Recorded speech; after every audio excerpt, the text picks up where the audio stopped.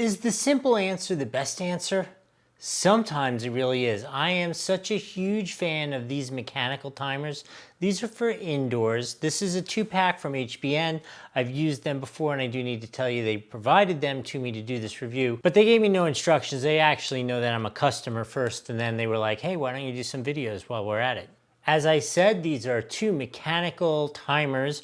Mechanical meaning, number one, you mechanically set the time, right? You set this dial to the time, the current time, and then these tabs should all be down like that. And then when you want the light to turn on, so like let's say you want the Christmas tree to turn on at like 6 o'clock at night, you just flip those down, right? You just flip those down for however many hours, and then at like midnight, you have it turn off again.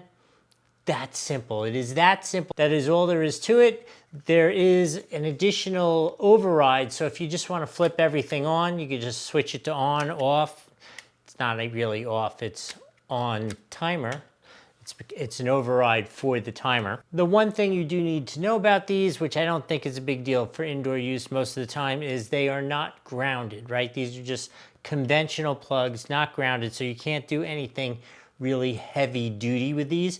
But Christmas lights, decorative lights, even like if you want to turn on 1 or 2 lights in the house so it looks like somebody's there, even if you're not there, perfect for those kinds of applications. I've used these over and over and over again, still use them, big fan. If you're interested in these, there should be a link down below. Just click that, helps out the channel. While you're helping the channel, give this video a like, and also please remember to subscribe. If you really want to be a super fan, share it with your mother-in-law, right? You like to get at her, say, hey, I saw the greatest video ever. Share it with her. That would be really helpful. I hope this has been helpful on a real level. We'll see you next time.